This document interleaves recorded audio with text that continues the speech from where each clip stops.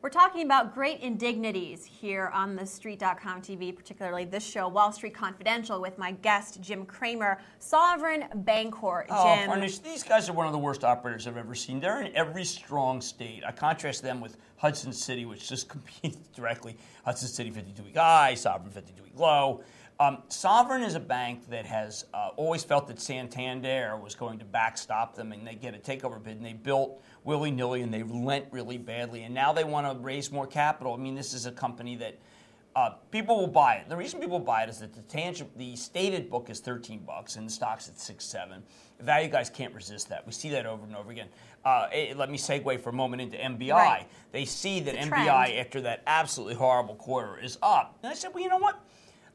Washington Mutual does a refinancing, it goes up. Nat City, I'm willing to wait for it. There's a lot of very patient buyers in finance, and I think they'll be attracted to the Sovereign Bank because once Sovereign raises the capital, you take its solvency off the table. Then you get the possibility when things get better that it could just be a double.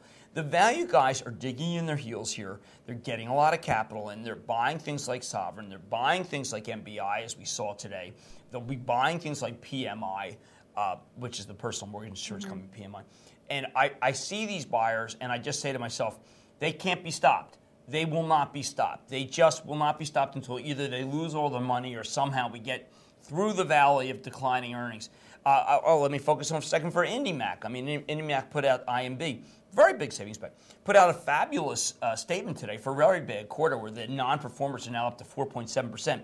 In 1990, any of the banks that had more than 3% non-performers almost all went belly up. But there's been a forbearance by the federal government, and there's always people willing to lend people and give money more capital, and that's because the value guys have never had as much money as they have under management. So, you know, I'm fighting the trend here, Sovereign. I'm fighting the trend here, MBI.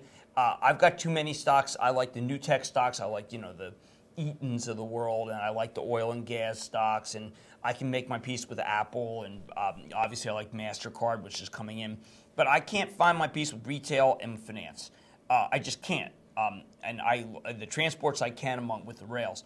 But retail and finance are confounding me. So every time I see them up, it makes me want to re-examine my thesis, but I still can't come up with a reason other than the fact that there's big flow of funds into these names. Is there a historical lesson in retail and financials with how they reacted in 1990? Well, yeah. I mean, once you got it kicked in, both groups were remarkable. And I think there's enough playbooks out there, enough people who remember that they really want to jump the gun because it was such a big move. And there were two moves. There was an initial move that was like 100%, and then there was another move that was about 200%. So I don't blame anyone for trying.